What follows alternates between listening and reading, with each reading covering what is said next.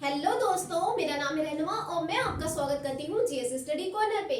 दोस्तों, आज हम इतिहास पढ़ेंगे। इतिहास में हम प्राचीन भारत के इतिहास के बारे में पढ़ रहे थे।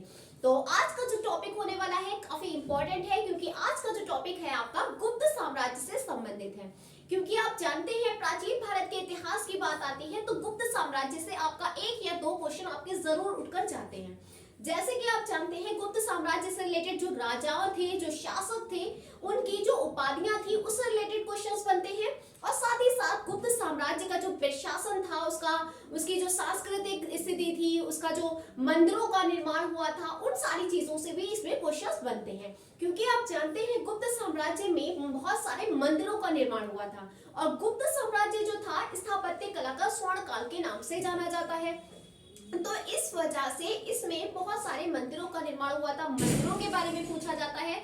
और साथ ही साथ इसमें आप जानते हैं कालिदास जैसे महान कवि जो थे वो भी इन्हीं के समय में थे, आपके गुप्त साम्राज्य से संबंधित थे। तो उनसे रिलेटेड बहुत सारी पुस्तकें हैं जिनको एक नहीं कई बार एग्जाम्स में रिपीटेड पूछी जाती हैं, बार बार रिपीट की जाती हैं। वो सारी चीजें भी हम इस वीडियो में कवर करेंगे। तो चलिए हम अपने स्टार्ट करते हैं अपने टॉपिक को। तो आज जो आपका टॉपिक है गुप्त साम्राज्य का प्रशासन। देखिए, गुप्त साम्राज्य जो है जिसके शासकों से संबंधित है, जो शासक है उसमें वो सारे शासक मैंने इससे पहले वाली एक वीडियो में कराए हैं। उसमें शासकों से रिलेटेड जो भी इंपॉर्टेंट पॉइंट्स थे जहां से आपके सीधे सीधे क्वेश्चंस पुट अप किए जाते हैं, तो वो सारी चीजें भी उस वीडियो में मैंने कराई हैं। और इसमें हम क्या पढ़ेंगे, गुप्त साम्राज्य का प्रशासन पढ़ेंगे, उसकी अर्थव्यवस्था कैसी थी उसके बारे में पढ़ेंगे, उसके बाद उसकी संस्कृति कैसी थी, ये इसके सारी चीजों के बारे में हम पढ़ेंगे। चल ठीक है, तो फिर हम अपने टॉपिक पर चलते हैं।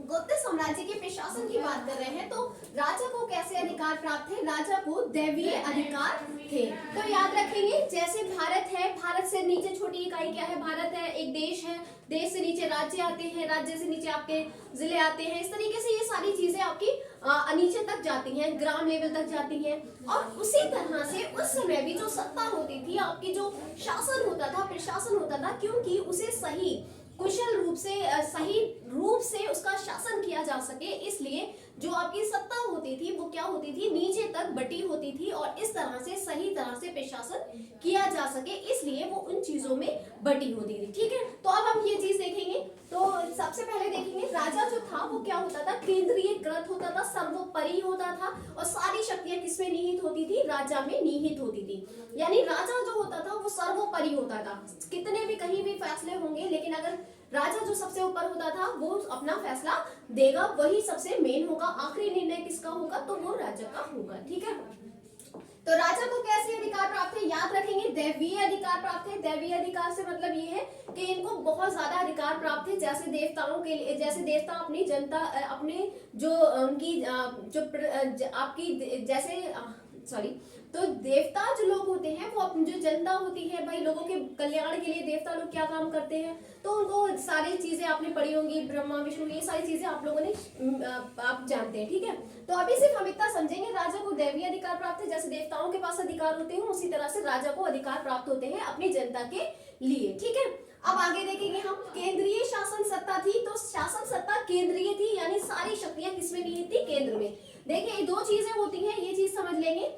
जो केंद्रीय होता है यानी कि सारी शक्तियां केंद्र में ही निहित होती थी। और विकेंद्रीकरण का क्या मतलब होता है? विकेंद्री मतलब होता है यहाँ से आपकी शक्तियों का बंटवारा होना, ये इस तरह से बढ़ जाना। तो केंद्रीकरण में केंद्र में जाती है और विकेंद्रीकरण में बाहर की ओर शक्तियों को फैला दिया जाता है। तो सत्ता कैसी थी? केंद्रीय शासन था, केंद्रीकृत सत्ता थी। और राजा क्या हुआ करता था? राजा सर्वोपरि होता था, सबसे ऊपर होता था, सबसे मुख्य हुआ करता था। ठीक है, आगे हम चलेंगे। सबसे बड़ी इकाई, तो जो आपका प्रशासन था, गुप्त शासन का प्रशासन, उसमें सबसे बड़ी इकाई कौन सी होती थी? तो सबसे बड़ी इकाई को किसे क्या कहते थे? तो उसे देश कहा करते थे। सबसे बड़ी इकाई पूछी जाती है, डायरेक्ट पूछी जाती है, गुप्त साम्राज्य में सबसे बड़ी इकाई किसे कहा जाता था? तो प्रशासन के संबंधित में सबसे बड़ी इकाई किसे कहा जाता था? तो देश को कहा जाता था। आगे हम चलेंगे। देश के अधिकारी, जो देश का अधिकारी होता था उसे गोपना के नाम से भी जाना जाता था। याद रखेंगे, गोपना किसका अधिकारी होता था? तो देश का जो मुख्य अधिकारी होता था तो वो क्या कहलाता था? गोपना कहलाता था। ठीक है, उस समय के टाइम में। ठीक है, चलिए आगे देखते हैं हम। आगे उसके नीचे आती है, देश के नीचे आता था भुक्ति। जैसे राज्य, जैसे आप जानते हैं आपका भारत है, भारत एक देश है, देश के नीचे क्या आते हैं भाई? राज्य आते हैं। राज्य के नीचे आपके क्या आते हैं भाई? जिले आते हैं। जिले के नीचे क्या आता है भाई? गांव आते हैं। तो ये चीज थी, इसी तरह से बटी हुई थी प्रशासन, है ना।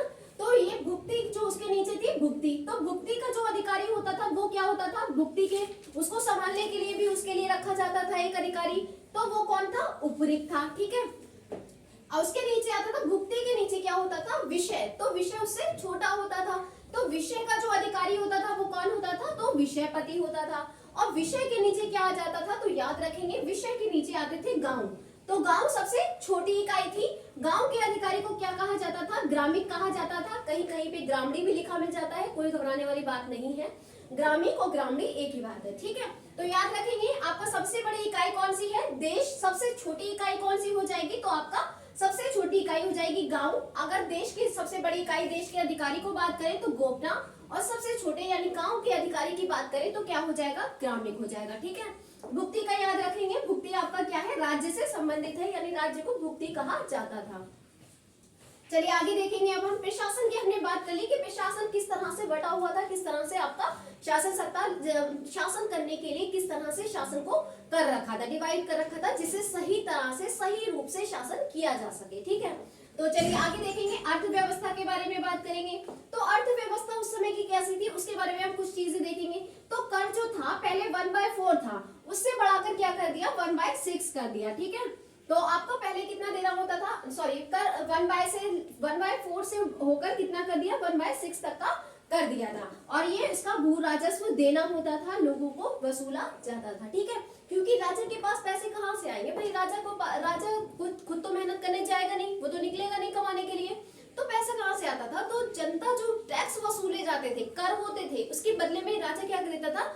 उनको सुरक्षा दिया करता था। तो राजा के पास जो पैसा आता था, जो उसके पास पैसा आता था, जिससे वो सैनिक वैनिक का सारा काम होता था, तो वो सारा कहाँ से आता था? जनता से ही आता था। और भू राजस्व के रूप में इस तरह से कई कर हुआ करते थे जो वसूले जाते थे। ठीक है, आगे चलेंगे हम। तो इसके समय में आप एक चीज और सुनने को मिलेगी। तो इसके समय में आप जानते हैं गुप्त साम्राज्य में क्या होता है? गुप्त साम्राज्य में ये गुप्त शासन ऐसा था जिस समय सर्वाधिक सोने के सिक्के चलाए गए। तो याद रखना, सर्वाधिक मैं लिखे दे रही हूँ, सर्वाधिक। ठीक है, तो सर्वाधिक सोने के सिक्के किस साम्राज्य में, किस वंश में चलाए गए? तो याद रखेंगे, गुप्त वंश के समय, गुप्त काल में सर्वाधिक सोने के सिक्के चलाए गए। तो सोने के सिक्कों को क्या कहा जाता था? याद रखेंगे, सोने के सिक्कों को क्या कहा जाता था? तो दीनार के रूप में जाना जाता था। सोने के सिक्कों को क्या कहते थे? दीनार कहते थे। सर्वाधिक सोने के सिक्के किस समय चलाए गए? तो गुप्त काल में चलाए गए, याद रखेंगे। ठीक है, अगला हम देखेंगे, अच्छा चांदी का भी सिक्का होगा भाई, सोने का सिक्का है तो चांदी का भी सिक्का होगा। तो चांदी के सिक्कों को किस नाम से जानते थे? तो याद रखेंगे, चांदी के सिक्के को रुपया का के नाम से जानते थे। याद रखेंगे, रुपया नहीं है, रुपए का। ठीक है, रुपए का के नाम से किसे जानते थे? चांदी के सिक्के को। अगर सोने के सिक्के की बात करें तो दीनार हो जाएगा। ठीक है, चलिए आगे चलते हैं। तो अब हम समाज की बात करते हैं, क्योंकि हमने बात की प्रशासन कैसा था, उसके बाद हमने बात की कि अर्थव्यवस्था से रिलेटेड कुछ पॉइंट्स जिससे पूछे जाते हैं वो देख लिया। उसके बाद हम बात करते हैं गुप्त जो साम्राज्य था उस समय उसका समाज कैसा था। भाई समाज कितने भागों में बटा था, समाज किस तरह से बटा हुआ था। जैसे आज के समय में क्या है, कई जातियां हैं, कई धर्म है, तो समाज क्या है भाई? एक तरीके से बहुत सारे धर्मों का, बहुत सारी जातियों का समूह है। उसी तरह से उस समय क्या था? उस समय भी समाज बटा हुआ था। तो गुप्त साम्राज्य में कैसा समाज था? तो 4 भागों में समाज बटा हुआ था। किस जाति के लोग थे? तो ब्राह्मण थे, क्षत्रिय, वैश्य, शूद्र। ये 4 प्रकार में समाज क्या था? बटा हुआ था। याद रखेंगे, ब्राह्मण सबसे उच्च जाति हुआ करती थी, उसके बाद में क्षत्रिय आया करते थे। ब्राह्मण जो होते थे विद्वान लोग होते थे, पढ़ने लिखने का अधिकार इन्हीं के पास होता था। फिर क्षत्रिय होते थे, क्षत्रिय क्या होता था? इनका मुख्य कार्य होता था लोगों को सुरक्षा देना। सेना वगैरह का काम किससे संबंधित था? क्षत्रिय से था। उसके बाद वैश्य क्या होते थे? ये बड़े जो व्यापारी लोग हुआ करते थे वो सब इसके अंदर आ जाएंगे। और शूद्र लोग क्या हो जाएंगे? जो छोटे छोटे काम होते हैं वो सारे काम कौन लोग किया करते थे? शूद्र लोग किया करते थे। ठीक है, आगे देखेंगे हम एक इस समय क्या होता है, गुप्त काल के समय में एक जाति, कौन सी जाति, नई जाति का उदय होता है। कौन सी नई जाति होती है, तो याद रखेंगे कायस्थ। तो याद रखेंगे कायस्थ जाति का उदय होता है। कायस्थ जाति हम ये कह सकते हैं कि कायस्थ जाति का जो नई जाति का उदय होता है उसका काम क्या होता है, तो लिखा पढ़ी का काम इसी का होता है। कायस्थ जाति लिखा पढ़ी का कार्य करती थी और वो कब उसका उदय कब हुआ कायस्थ जाति का, तो याद रखेंगे गुप्त काल में कायस्थ जाति का उदय होता है। कायस्थ जाति हम ये मान सकते हैं कि बनिया से संबंधित थी, ठीक है। तो आगे हम देखेंगे, फिलहाल हमें इतना याद रखना है कायस्थ जाति का उदय किसके समय में हुआ, तो आपके गुप्त साम्राज्य में हुआ, ठीक है। आगे देखेंगे और कई नई जातियों का भी उदय हुआ था, ठीक है, लेकिन कायस्थ का आपको नाम याद रखना है। आगे देखेंगे गुप्त संस्कृति। तो गुप्त संस्कृति की बात करें तो उस समय संस्कृति कल्चर कैसा था भाई, तो उसके बारे में भी हम बात करेंगे। तो उस समय क्या था, कई मंदिरों का निर्माण हुआ था। याद रखेंगे मंदिरों का निर्माण सबसे पहले आप देखेंगे तो यहीं पर आपको बहुत सारे बड़े बड़े मंदिर देखने को मिलेंगे, ठीक है। तो कई मंदिरों का निर्माण होता है और आपने सुना होगा अजंता की गुफाएं, है ना, अजंता की गुफाएं, बाघ गुफाएं, ये सारी आपने गुफाओं के बारे में सुना होगा। तो अजंता की जो महान गुफाएं हैं वो किसके समय में निर्माण हुआ है, तो याद रखेंगे गुप्त साम्राज्य में अजंता की गुफाओं का निर्माण हुआ, ठीक है। आगे देखेंगे अजंता की गुफाएं कहाँ स्थित है, तो औरंगाबाद यानी कि महाराष्ट्र में स्थित है। आगे चलेंगे हम बाघ गुफाओं के बारे में बात करें तो बाघ गुफाओं का निर्माण हुआ गुप्त काल में, कहाँ पर हुआ, तो याद रखेंगे मध्य प्रदेश में बाघ गुफाओं का निर्माण किया गया, उन्हीं के समय स्थापना हुई, ठीक है। आगे देखेंगे हम आर्यभट्ट, आपने सुना होगा गणित के एक महान गणितज्ञ है, इनका नाम सुना होगा आर्यभट्ट का। तो आर्यभट्ट जो महान गणितज्ञ थे वो किसके समय में मिलते थे भाई, तो किसके समय में मिलते थे, तो याद रखेंगे ये किसके समय में थे, गुप्त शासन में, गुप्त साम्राज्य में गुप्त काल के एक महान गणितज्ञ थे, ठीक है। तो गुप्त काल के एक महान गणितज्ञ थे आर्यभट्ट। और अगर हम इनकी बात करें तो इन्होंने किसकी खोज की थी, तो शून्य।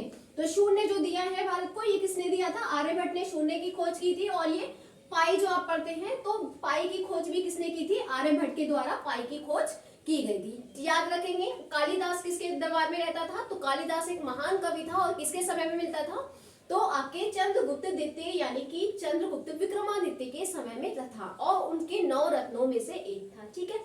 चलिए आगे देखेंगे हम गुप्त काल के प्रमुख मंदिर। अब इस मंदिरों को भाई क्यों याद रखना है कि इतने सारे मंदिरों का निर्माण हुआ, कहाँ तक रटेंगे, तो ये जरूरी है क्योंकि क्या है, आप जब भी देखेंगे आपसे कोई ना कोई मंदिर पूछा जा रहा है। ये एक ट्रेंड में आ गया है कि एक ना एक मंदिर आपके पेपर में रखा होता है।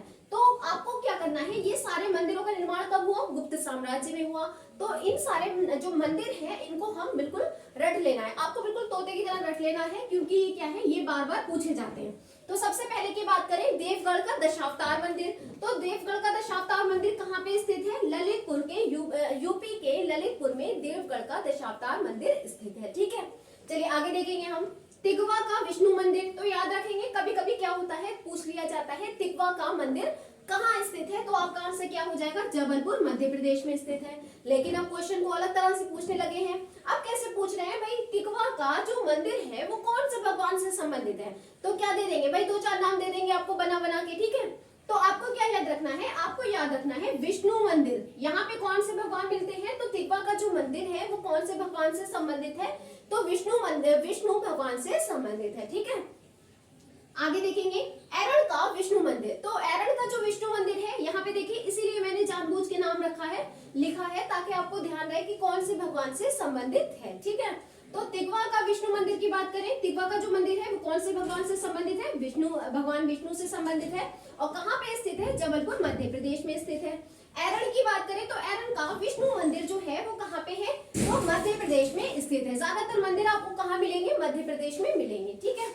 चलिए आगे देखिए भूमरा का जो मंदिर है वो कहाँ पे स्थित है, तो सतना एमपी में यानी कि सतना मध्य प्रदेश में स्थित है। अब पूछा जाएगा भाई भूमरा का जो मंदिर है वो कौन से भगवान से संबंधित है, तो शिव भगवान से संबंधित है, ठीक है। आगे चलेंगे हम नजना कुठार का मंदिर कहाँ पे स्थित है, तो पन्ना मध्य प्रदेश में स्थित है।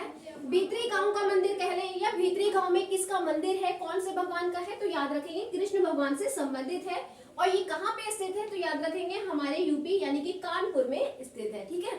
चलिए आगे देखते हैं नागौद का शिव मंदिर कहाँ पे स्थित है, तो सतना मध्य प्रदेश में नागौद का शिव मंदिर स्थित है, ठीक है। तो ये कुछ कुछ मंदिर हैं जो बहुत ज्यादा आपको पढ़ लेने हैं, रट लेने हैं, क्योंकि ये बहुत ज्यादा इंपॉर्टेंट है। किससे संबंधित है? गुप्त काल से संबंधित है। आगे एक और पॉइंट है, आप ध्यान रखेंगे नोट करके। तो महरौली का लौह स्तंभ, याद रखेंगे महरौली का लौह स्तंभ के बारे में आपने सुना होगा। तो महरौली का जो लौह स्तंभ है जो बहुत ज्यादा फेमस है, जिसमें आपको इतना पुराना हो गया है, इतने साल हो चुके हैं, फिर भी क्या है वो आपका क्या है, उस पर आपको जंग नहीं लगी है। तो याद रखेंगे महरौली का लौह स्तंभ है वो कौन से समय से संबंधित है? तो गुप्त काल से संबंधित है। गुप्त काल में एक महरौली का जो लौह स्तंभ लगवाया गया था, वो लौह स्तंभ ऐसा है कि जिसमें 98% क्या है, लोहा है, और उसमें आज तक इतने साल हो चुके हैं, अभी तक उसमें जंग नहीं लगी है। तो वो ऐसा लौह स्तंभ कहाँ पे है? दिल्ली के महरौली में स्थित है। और अगर हम जानना चाहें तो कुव्वतुल इस्लाम मस्जिद जो है दिल्ली में, वहीं पर उसके पास में ही क्या है, महरौली का लौह स्तंभ स्थित है। ठीक है, ये इसमें कितना है, 98% लोहा है इसमें। ठीक है, चलिए आगे देखेंगे हम गुप्तकालीन रचनाएं और लेखक। तो क्योंकि जानते हैं गुप्त काल के जो लेखक हैं और उनसे जुड़ी रचनाएं पूछी जाती हैं, भाई बहुत पूछी जाती है। आपने सुना होगा कालिदास से संबंधित पूछी जाती है। कालिदास की एक नहीं कई पूछी गई है, बार बार रिपीट की गई है। ठीक है, तो इसको हम देखेंगे। भाई कालिदास कौन थे? सबसे पहले तो हमें ये पता होना चाहिए कालिदास कौन थे। भाई कालिदास कौन थे? एक महान कवि थे। और कहाँ थे? तो याद रखेंगे आपके जो चंद्रगुप्त द्वितीय थे, चंद्रगुप्त द्वितीय, जिसको आप विक्रमादित्य के नाम से भी जानते हैं, क्योंकि उन्होंने शकों पर विजय प्राप्त करने के पश्चात एक उपाधि ली थी, जिसको किस नाम से जानते हैं? विक्रमादित्य के नाम से जानते हैं। ठीक है, तो विक्रमादित्य के दरबार में रहता था। और अभिज्ञान शकुंतलम इनकी पुस्तक है, क्योंकि ये संस्कृत के कवि थे, महान कवि थे। इन्होंने अभिज्ञान शकुंतलम पुस्तक लिखी है, मेघदूतम लिखी है, विक्रमोर्वशीयम लिखी है, ऋतु संहार लिखी है, मालविका अग्निमित्र लिखी है, रघुवंशम लिखी है, कुमार संभव लिखी है। तो ये ऐसी पुस्तकें हैं जिनको बिल्कुल कहते नहीं है सदाबहार वाली चीज, तो सदाबहार वाली पुस्तकें हैं जो बार बार इस पे रिपीट होती रहती हैं। ठीक है, चलिए तो फिर आप इसको याद रखेंगे, ये काफी इंपॉर्टेंट है, एक ही जगह पे आपको मिल रही है, तो इसको नोट करना चाहे तो नोट कर सकते हैं। आगे देखेंगे विशाख दत्त। तो विशाख दत्त भी एक कौन था? एक कवि था। इसने क्या लिखा था? इसने मुद्रा राक्षस, तो एक ये साहित्यकार था। विशाख दत्त ने मुद्रा राक्षस लिखी, देवी चंद्रगुप्तम, ये दो पुस्तकें इसकी याद रखनी है। कितनी पूछी जाती हैं? दो ही पूछी जाती हैं, मेनली यही है।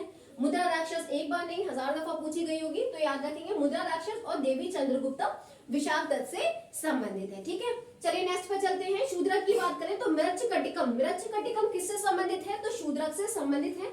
शूद्रक ने मृच्छकटिकम पुस्तक लिखी है। ठीक है, उसके बाद देखेंगे अमर सिंह के द्वारा अमरकोश लिखी गई। भरत मुनि, याद रखेंगे एक दफा नहीं कई दफा पूछी गई है। भरत मुनि की कौन सी पुस्तक है?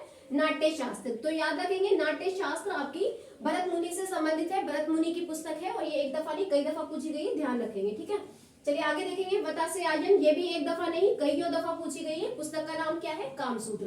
तो कामसूत्र जो है किसकी पुस्तक है? वतासे आयन की पुस्तक है। ठीक है, आगे चलेंगे विष्णु शर्मा की बात करेंगे। तो विष्णु शर्मा की जो पुस्तक है इसका क्या नाम मिलता है? पंचतंत्र। तो पंचतंत्र भी आपकी एक दफा नहीं कई दफा पूछी गई है। आपके पेट का जो एग्जाम हुआ था उसमें भी पूछी गई थी। तो याद रखेंगे पंचतंत्र किससे संबंधित है? विष्णु शर्मा से संबंधित है। ठीक है, चलिए आगे देखेंगे कामंदक। तो कामंदक से किससे संबंधित है? इसकी कौन सी पुस्तक है? याद रखेंगे नीतिसार पुस्तक किसकी है? तो कामंदक की पुस्तक है। ठीक है, चलिए आगे कुछ लिखा है विशेष, तो इंपॉर्टेंट चीज है, इसको भी आप याद रखेंगे क्योंकि ये काफी इंपॉर्टेंट है। भानुगुप्त गुप्त साम्राज्य का था। तो याद रखेंगे भानुगुप्त का जो अभिलेख है, भानुगुप्त जो आपके अभिलेख है, भानुगुप्त का जो गुप्त साम्राज्य से संबंधित था, पूछा जाता है भानुगुप्त जो अभिलेख है, जो आपका एरण का अभिलेख है, वो किससे संबंधित है? कहां से है? तो गुप्त साम्राज्य से संबंधित है। ठीक है, आगे देखेंगे हम 510 ईसा में ये बनाया गया था, और इसे किस नाम से जानते हैं? एरण के अभिलेख के नाम से भी जानते हैं। एरण अभिलेख क्यों याद रखना है, क्यों इंपॉर्टेंट है, इसमें क्या खास बात है, तो हम इसमें देखेंगे।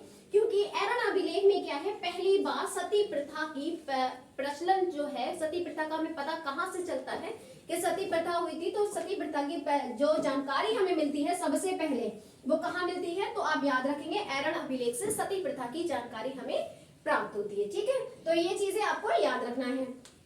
तो आई होप आपको ये सारी चीजें समझ आई होंगी, और अगर आपको मेरी वीडियो पसंद आई हो तो प्लीज वीडियो को लाइक करें, शेयर करें, कमेंट करें, और हाँ चैनल को सब्सक्राइब करना ना भूलें। Thank you for watching my video.